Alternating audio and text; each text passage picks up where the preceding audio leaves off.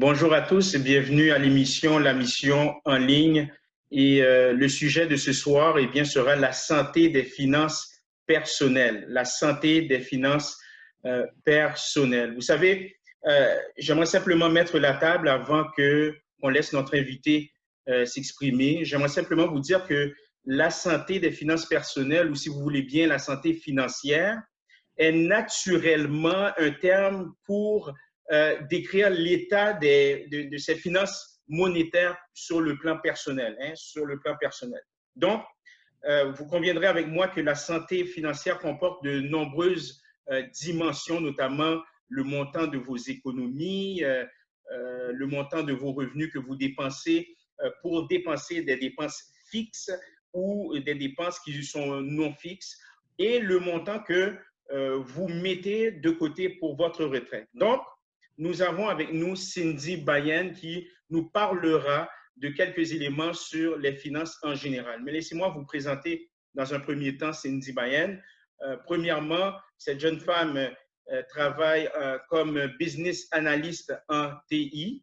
Je crois que TI, c'est informatique, si je me souviens bien. Exactement. Et elle est analyste intégrateur au Fonds de la solidarité, FTQ. Et elle est trésorière de notre Église, trésorière de l'Église La Mission. Elle est aussi cofondatrice d'Action Maple, cofondatrice également d'Afrique numérique. Donc, bonjour Cindy. Bonjour, Pasteur Bartoli. Très, très content que tu sois des nôtres pour nous parler des finances. Très content. Donc, je glorifie Dieu pour cela. Donc, on va commencer tout de suite. Donc, pourquoi il est important d'avoir une relation saine avec l'argent? Alors, pourquoi il est important d'avoir une relation saine avec l'argent? C'est vraiment important de s'assurer en fait qu'on a une attitude d'humilité face à l'argent, de gratitude aussi, plutôt que d'être avide d'argent. Donc, s'assurer d'avoir le cœur à la bonne place par rapport à l'argent et de ne pas avoir une attitude souvent très axée sur les émotions. J'ai souvent une expression que j'aime dire, c'est achat émotionnel. Donc, Oui. c'est-à-dire que souvent, on va faire un achat sous le coup de l'émotion, mais ce n'était pas forcément prévu dans le budget si jamais on en avait un, parce que parfois, la plupart des gens n'en ont pas de budget personnel, mais c'est recommandé pour avoir une saine gestion vraiment financière au sein de son ménage, que ce soit de façon individuelle, en couple ou en famille. C'est important parce qu'on peut vivre différentes situations comme actuellement la pandémie où là, c'est des périodes compliquées qui demandent d'avoir vraiment une bonne gestion parce que un membre de la famille pourrait avoir à perdre un emploi. Et là, il faut réajuster le budget dans ce cas-là parce que là, ça fait une perte de revenus. On ne peut plus vivre selon les mêmes moyens. Donc, c'est important de s'assurer que peu importe les événements qu'on va avoir dans la vie, on puisse toujours être consistant par rapport à notre argent personnel.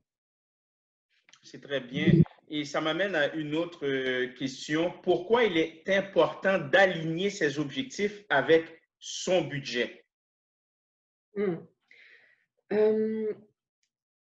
Souvent, c'est important d'aligner ses objectifs avec son budget parce que ça va nous éclairer vraiment lorsqu'on va faire l'exercice. Parce qu'on a souvent le budget classique qui dit, bon, voici vos revenus, voici vos dépenses, voici vos dettes et voici les dons que vous pouvez faire. Mais on oublie souvent, la première chose, c'est l'objectif. Donc là, l'objectif, souvent, ça va être, OK, là, je veux aller aux études, par exemple. Donc, je sais que j'ai cet objectif-là de pouvoir aller aux études. Et le budget va être le comment je vais arriver à obtenir l'argent dont j'ai besoin pour atteindre cet objectif-là.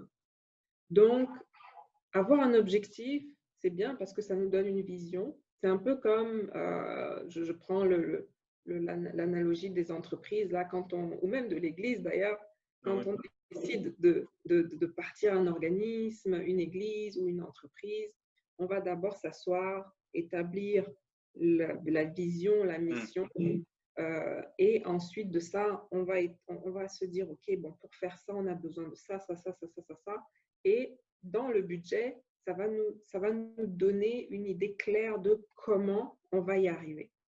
Et dans la vie personnelle, c'est la même chose. Donc, on se donne un objectif.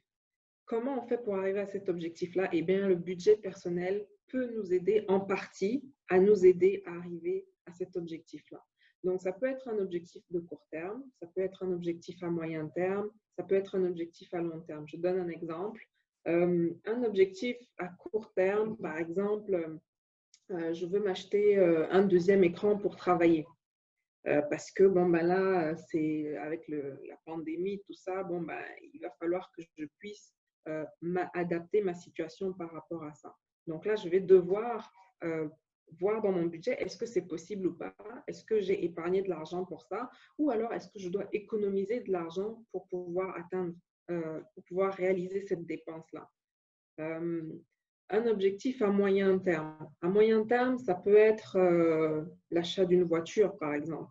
Moyen terme, dans 2 ans, je voudrais acheter une voiture. Combien coûterait ma voiture idéale? On va dire 5 000 $. OK, 5 000 $. Maintenant, j'ai 2 ans pour le faire. Donc, j'ai un horizon de temps. Pendant cet horizon de temps-là, comment je peux adapter mon budget afin que justement je puisse à la fois mettre de l'argent de côté pour ce projet ou cet objectif-là, mettre de l'argent de côté pour l'épargne, on va dire, normale qu'on devrait faire et aussi continuer à avoir mes dépenses. Donc ça, ce serait un objectif à moyen terme. Objectif à long terme, l'achat d'une maison, par exemple. Et là, bon, ben, je vais me donner plus de temps. Je vais me donner 5 ans ou 10 ans, peu importe. Mais c'est important de se dire, oui, je veux atteindre cet objectif-là. Voici le temps que je veux me donner pour y arriver. Est-ce que je suis capable maintenant, avec le budget personnel que j'ai, capable de le réaliser? Et puis là, ça va être des stratégies à établir pour pouvoir y arriver. Et le budget personnel aide vraiment la personne pour ça. Donc maintenant, justement, parce qu'il y a des gens qui ne sont pas trop habitués avec le terme budgétaire, d'autres aussi, pour eux, c'est pas vraiment nécessaire un budget. J'ai l'argent dans mes poches, je peux le dépenser. Il n'y a pas lieu d'avoir des objectifs, ou peut-être j'ai un objectif, mais je vais quand même y arriver. Mais je crois que tu pourrais nous aider à nous apprendre pourquoi, ou du moins à quoi sert un budget. À quoi sert un budget? Il faudrait qu'on le sache réellement. Oui. À quoi sert un budget? Ça nous aide vraiment à avoir une discipline aussi au niveau de notre vie personnelle. C'est-à-dire que c'est quelque chose, c'est un outil qui nous aide réellement à se dire, bon, les besoins essentiels, j'ai besoin d'acheter à manger, j'ai besoin de me loger, j'ai besoin de ci, j'ai besoin de ça, de sécuriser l'argent nécessaire pour ces besoins essentiels-là. Et après ça, si les revenus qu'on a nous permettent de le faire, on peut décider de placer cet argent-là dans d'autres choses. C'est vraiment, comment dire, c'est vraiment comme un accompagnement qu'on fait pour nous. J'aime bien ça, un accompagnement. Un accompagnement, oui. Ça nous aide vraiment à rester alignés aussi sur nos besoins essentiels ou nos besoins autres. Et ça nous aide à ne pas faire d'excès. Et ça nous aide aussi à avoir une certaine discipline. Ce n'est pas évident, mais lorsqu'on s'habitue à l'avoir, eh ben, ça nous permet de réaliser beaucoup de choses. ça nous permet de… Il y a quelque chose que j'aimerais partager avec vous. C'est un livre que tu connais d'ailleurs, celui-ci. Ah oui, un excellent livre. Ça s'appelle L'argent, Dieu ou don de Dieu de Jamie Munson. Mhm. Et ça, vraiment, c'est vraiment intéressant. Si vous avez l'occasion de le lire, je vous le recommande très fortement parce que ça nous permet de voir d'une perspective aussi chrétienne Oui, comment Dieu perçoit aussi l'argent. L'argent est un moyen finalement. C'est un moyen, c'est un outil. Et le budget est un outil aussi, mais qui nous aide vraiment dans notre quotidien à passer à travers les différentes dépenses qu'on a à faire ou les différents investissements qu'on a à faire. Et, je trouve ce qui est intéressant aussi là-dedans, c'est que ça nous remet parfois en perspective, c'est-à-dire que on ne peut pas tout faire malheureusement. Donc là, la société d'aujourd'hui va nous emmener à vouloir consommer, consommer, consommer, consommer, c'est consommer. vrai, c'est vrai. Mais quand on a visuellement un portrait de ce qu'on est capable de faire, là, on n'a pas le choix d'avoir des priorités. On n'a pas le choix d'avoir des objectifs parce qu'on sait que, OK, au mois de juin, non, je ne peux pas m'acheter un vélo, je ne peux pas m'acheter un ordinateur. Non, parce que je n'ai pas les moyens de le faire. Et c'est important d'avoir cette visibilité-là sur qu'est-ce qu'on est capable de faire et quelles sont nos limites au niveau de ce qu'on peut faire. Et ça sert à ça, le budget. Ça sert à nous donner des limites. Et ça sert aussi à nous contenter de ce qu'on a. Et Cindy, ça m'amène à une autre question. À quelle fréquence doit-on reviser son budget?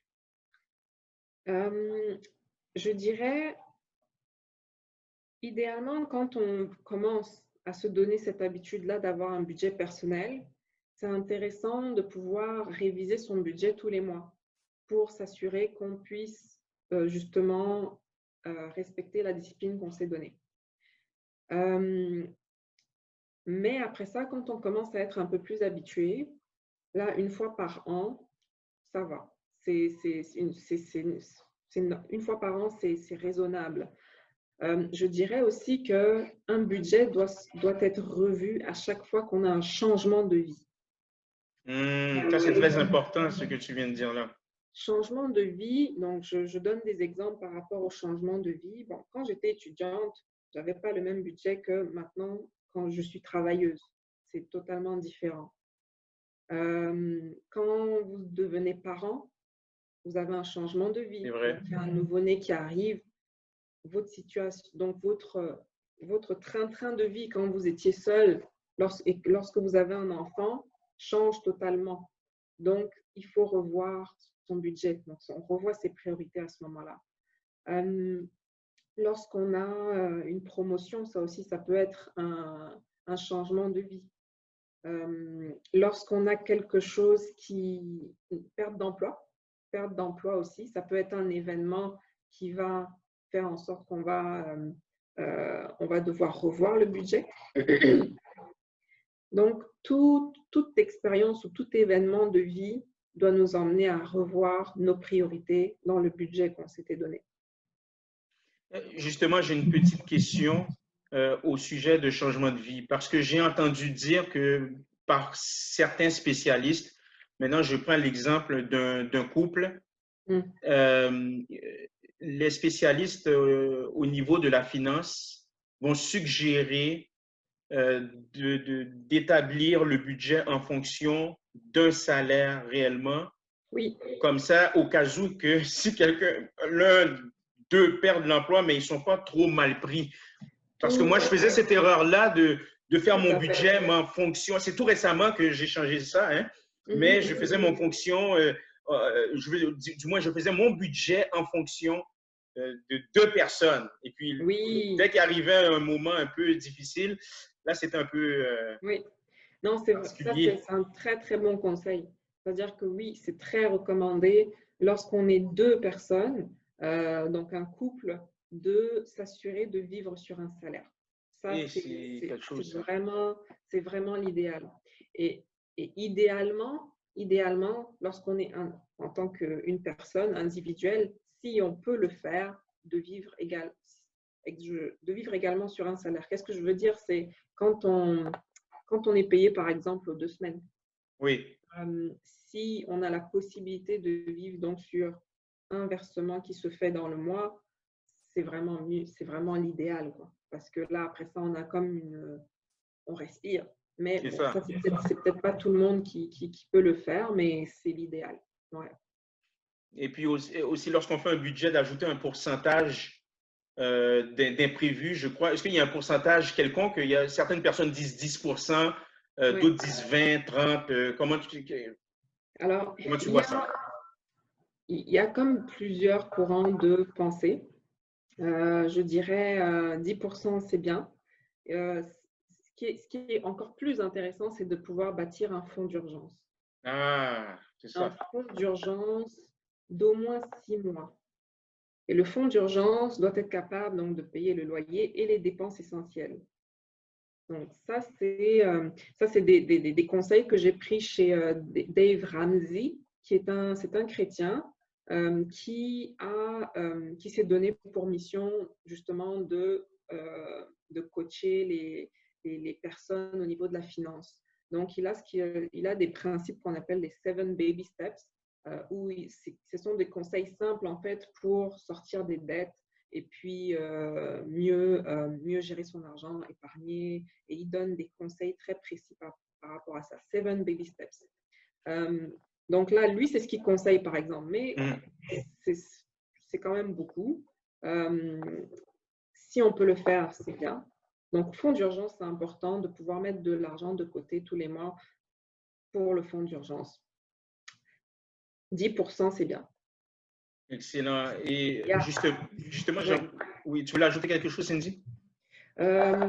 Oui, je voulais rajouter quelque chose. C'était par rapport au logement, par exemple. Oui.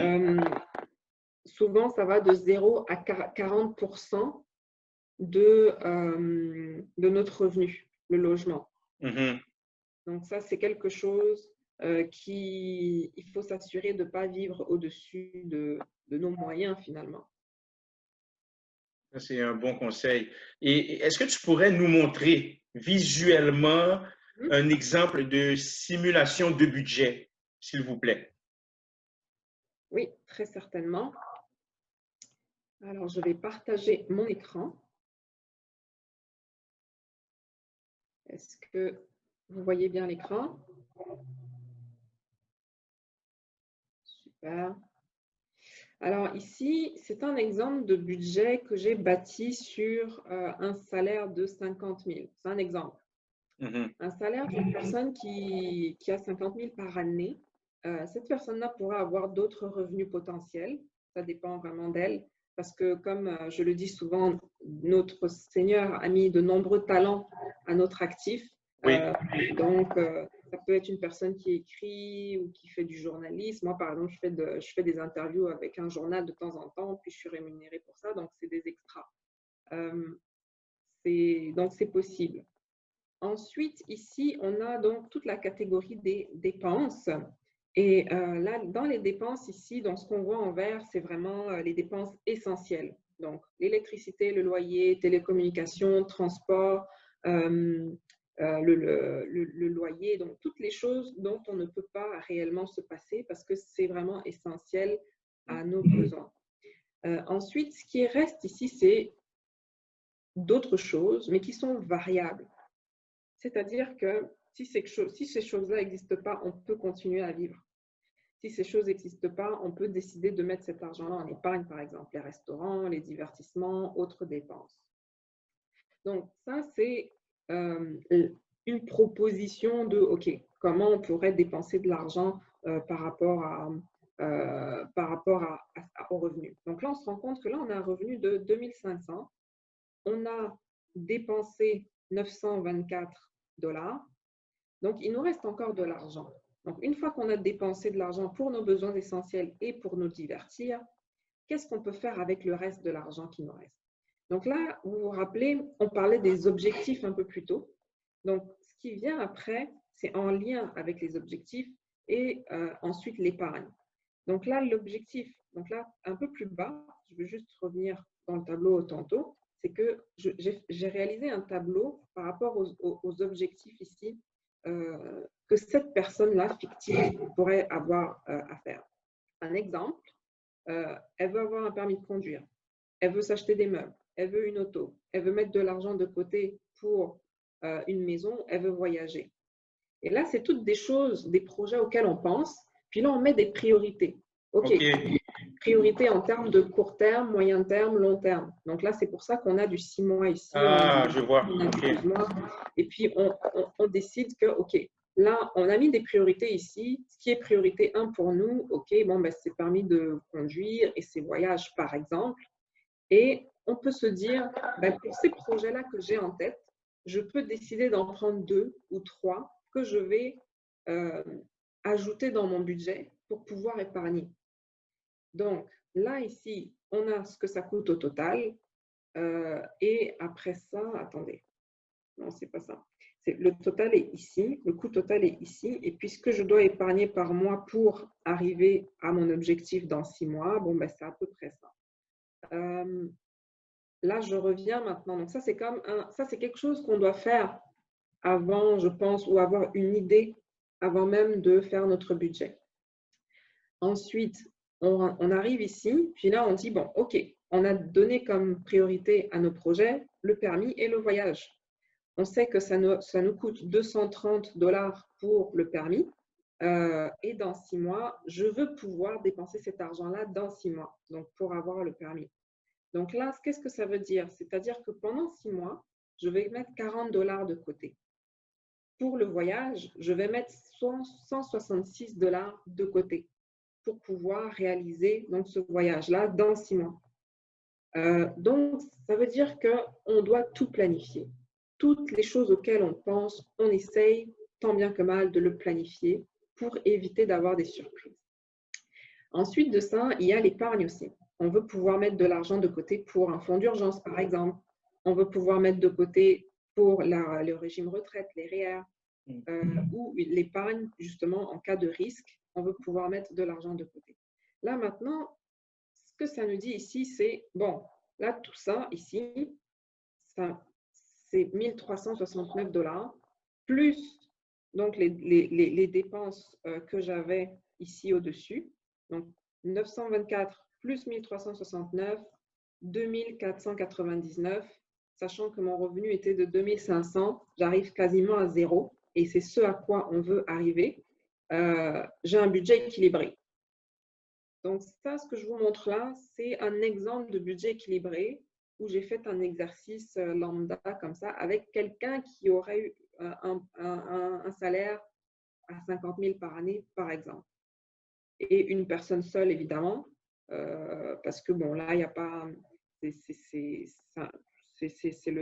la situation fictive que j'ai mis. Donc, ça représente ici le budget idéal. Maintenant, après, mois après mois, la personne peut décider, donc, ça, c'est un fichier où j'ai mis des formules. Hein. La personne peut décider de mettre des montants et tout, faire des simulations pour voir si elle arrive vraiment à un budget équilibré, si elle respecte vraiment, et puis analyser mois après mois. Ah, là, j'ai dépensé un peu plus, là, il faut que je fasse attention, et vice-versa. Donc, c'est un fichier que je rends disponible à toute personne qui voudrait avoir à faire cet exercice-là de façon individuelle.